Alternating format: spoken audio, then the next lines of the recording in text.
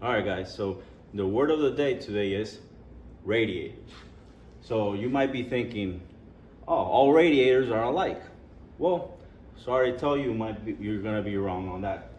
So I'm gonna show you the differences. In another video, we'll get into technical details on compositions and materials, but this is just basically giving you an overall general area of what makes a good radiator compared to a bad radiator or an inefficient radiator. So we have two types of radiator here. We have our reach radiator and we have a competitor's radiator, which will be left unnamed for obviously reasons.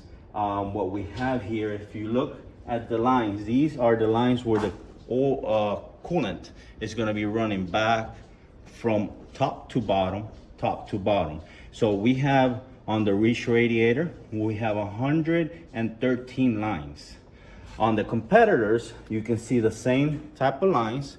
On the competitors are gonna be only 53 lines. So more capacity, more cooling. On this one, you're gonna have less capacity, less cooling. Another interesting area where everybody thinks, oh, it's amazing. This one is nice and shiny. Why is my other radiator, this radiator, kind of dull? Yeah, well, all we want to call is zinc coating. What is zinc coating? So zinc coating is something that we spray on our radiators to protect it from rust. So you'll see aluminum radiators for shows that are really nice and shiny. That is perfectly fine for a vehicle that you're using for show. It's always indoors, in the AC, in cool areas, or it's not gonna get a lot of humidity. Obviously in the real world activation, when you're out and about in the running through snow, salt and all that, the more zinc coating that you have, the better. The less corrosion you're gonna have. Is basically paint. The only thing is, if we would paint these, the heat, it traps the heat. Zinc lets it breathe the metal. So if we go out a little bit further, you can see the difference. You see that this tone is a little bit darker, this one's a little bit lighter. This means the zinc coating on this one is a lot thicker than the competitors. So there's also your plastic. You want to make sure that when you buy a radiator, it doesn't have majority recycled plastic. We at Reach, we do not use, we use, I believe it's about 98% new plastic.